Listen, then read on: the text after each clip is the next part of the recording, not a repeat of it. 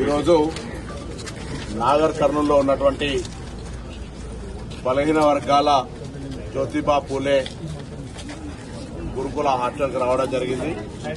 ఇక్కడ దాదాపు 800 పైన స్ట్రెంత్ ఉంది.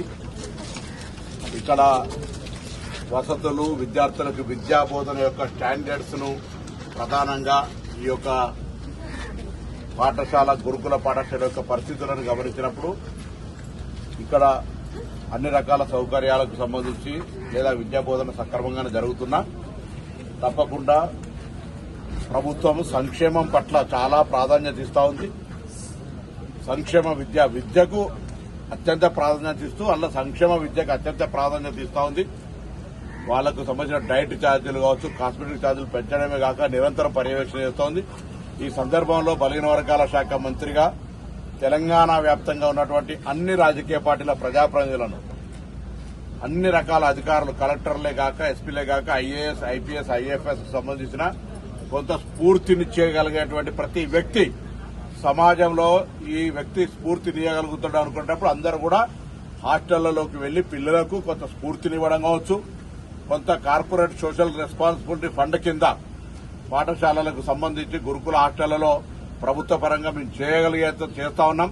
కొన్ని మౌలిక సదుపాయాల విషయంలో స్వచ్ఛందంగా ఏ ప్రాంతంలో ఉన్న పాఠశాలకు ఆ ప్రాంతంలో ఉన్నటువంటి పెద్ద హృదయం చేసుకుని కొన్ని మౌలిక సదుపాయాలు కలగజేయాలని విజ్ఞప్తి చేస్తా ఉన్నా. రాష్ట్ర ప్రభుత్వ పక్షాన మంత్రిగా కార్పొరేట్ సోషల్ రెస్పాన్సిబిలిటీ ఫండ్ కూడా ఒక పేద విద్యార్థులకు ఉపయోగపడితే అది సార్థకత అవుతుంది. కాబట్టి విద్యనే అన్నింటికీ అభివృద్ధికి మూలం.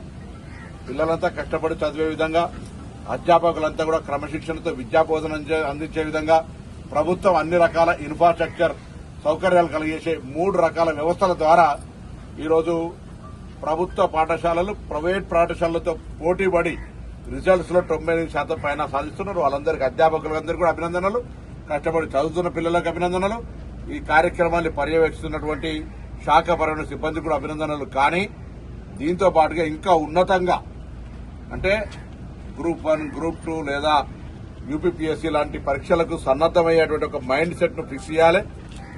చదువుతో పాటుగా క్రీడలు, ఇతరత్ర కార్యక్రమాల పట్ల కూడా సాంస్కృతిక, సాహిత్య అనేక రకాల చిత్రలేఖన రకాల కార్యక్రమాల్లో భాగస్వామ్యం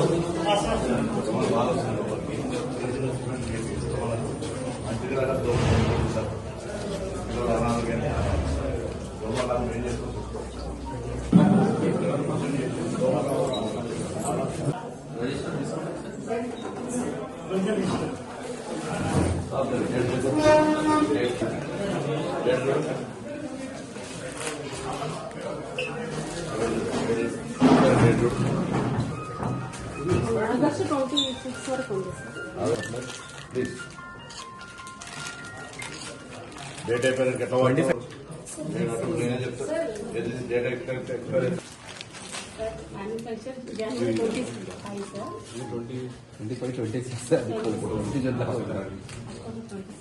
జనవరి 26 25 days to 30 days month.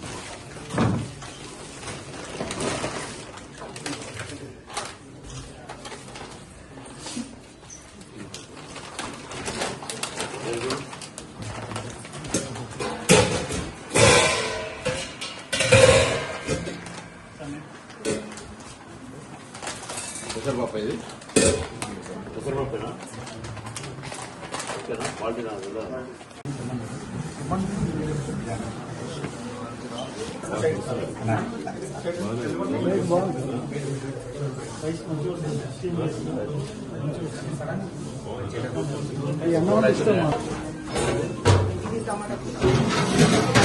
కూరనా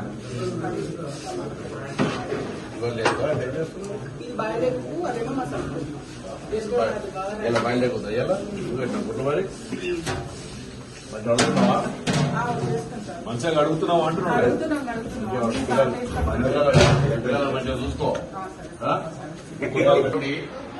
ఊర్లలో మీ తల్లిదండ్రులు కూడా ఎంతో కష్టపడి చదువుకోవాలనే ఆలోచనతో వాళ్ళ ఊర్లలో కష్టపడుకుంటూ కూడా మీకు ఈ చదువు పంపిస్తున్నారు.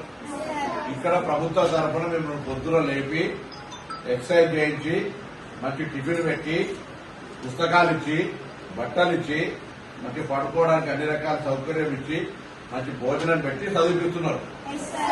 మీ బాధ్యత ఏంది? మంచిగా చదువుకోండి. మీకు ఇప్పుడే చెప్పినాం, కలెక్టర్ గారు, ఎమ్మెల్యే గారు, నేను, ఎస్పీ గారు అందరూ ఇక్కడ మీకు వచ్చే చలికాలం నాటికి చల్లటి నీళ్లు స్నానం చేసే అవకాశం లేకుండా సోలార్ వాటర్ హీటర్ పెట్టిస్తాం. సరేనా?